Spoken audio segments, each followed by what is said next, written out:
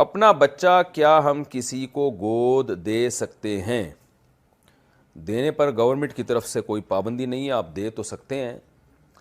لیکن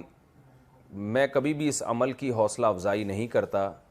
اور میں نے بعض علماء کو بھی سنا ہے وہ بھی اس کی حوصلہ افزائی نہیں کرتے۔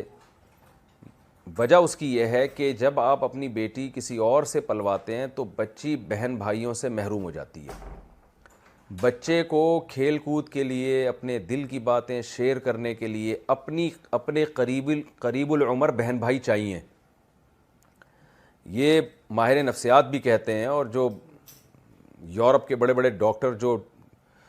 بچوں کی نفسیات پہ جن کے بڑے بڑے مقالے ہیں اور ان کو نوبل پرائز ملے ہیں، وہ یہ کہتے ہیں، بلکہ اور مشاہدے پر مبنی ایک حقیقت ہے، کہ بچے کو اپنی دل کی باتیں شیئر کرنے کے لیے، کھیلنے کودنے کے لیے اپنی عمر کے قریب بچہ چاہیے، اور ایسا بچہ چاہیے جو اس کا بھائی یا بہن ہو۔ محلے کے بچے تو بعض دفعہ بگاڑتے ہیں، تو اپنے یعنی گھر کے اندر اس کو اپنے جیسے بچے چاہیے۔ تو جب آپ اپنا بچہ کسی کو پالنے کے لیے دے دیتے ہیں تو جس کو دے رہے ہیں اس کے تو وہ تو خوش ہو جاتا ہے، اس کی اولاد نہیں ہے، اس کو ایک بچہ مل گیا، وہ دل بہلائے گا اس سے۔ بچے کا بہرحال اس میں نقصان کا خطرہ ہوتا ہے، اسے سگے بہن بھائیوں کی جو اپنے گھر کے اندر محبت ہے، اور بہت کچھ سیکھتا ہے، مار پیٹ سے بہت کچھ سیکھتے ہیں، ایک دوسرے کو مارتے ہیں، اچھلتے ہیں، کودتے ہیں اور شکایتیں لگاتے ہیں، اور جو کچھ گھروں میں ہو رہا ہوتا ہے، بچے کی ایک جو ہے نا اس کی ایک مینٹل گروتھ کے لیے یہ سب چیزیں بہت ضروری ہیں۔ اور اکیلا پلے گا تو چھوئی موئی سا بن جاتا ہے وہ۔ آپ کہہ سکتے ہیں وہ فلاں تو اکیلا پڑا، تو اکیلا ہی پلا ہے، وہ اتنے کام کر رہا ہے، تو ہو سکتا ہے بھائی وہ بہن بھائیوں کے ساتھ پلا ہوتا تو اس سے زیادہ کام کر رہا ہوتا۔ یہ تو کچھ گاڈ گفٹڈ بھی کچھ صلاحیتیں ہوتی ہیں، تو جائز ہے، لیکن میں اس عمل کو کبھی بھی اس کی حوصلہ افزائی نہیں کرتا۔ دوسری گڑبڑ لوگ یہ کرتے ہیں کہ بچی پال کر جو سگا باپ ہے نا اس کا نام پھر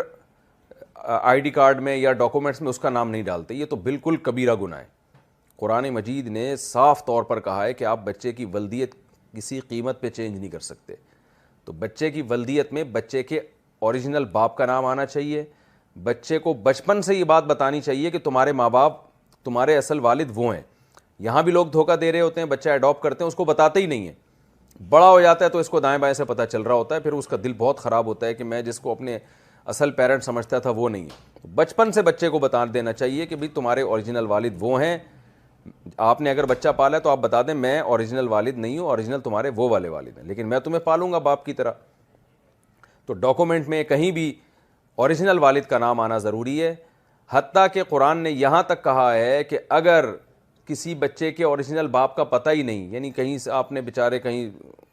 باپ کہیں جنگوں میں شہید ہو گیا یا کہیں لاپتہ ہو گیا، پتہ ہی نہیں ہوتا، بعض دفعہ ایسے بچے ہمیں یعنی لوگوں کو مل جاتے ہیں کہیں سے پڑے ہوئے، عیدی سینٹر سے مل گیا کوئی بچہ، پتہ ہی نہیں ہے والد کون ہے، تو بھی یعنی یہ نہیں ہو سکتا کہ جھوٹے باپ کا نام ڈال دیا جائے ولدیت میں، تو یہ جائز نہیں ہے۔ تو یہ دو شرطوں کے ساتھ اس کی گنجائش ہے، لیکن بہرحال میں اس عمل کی حوصلہ افزائی کرتا نہیں ہوں۔ دوسری بات یہ بھی ہے کہ اگر وہ بیٹی ہے اور جو باپ بنا ہے، باپ سے مراد یہ کہ جو اس کا سرپرست بنا ہے، تو بڑے ہو کر اس سے پردہ بھی ہوگا اگر وہ اس کا نامحرم ہے، تو اس میں یہ پھر ضروری ہوتا ہے محرم بنانے کے لیے اپنے کسی قریبی رشتہ دار سے فیڈ کرا دی جائے، تو اس کے پھر الگ احکام ہے، کبھی کوئی پوچھے گا تو انشاءاللہ پھر بتائیں گے۔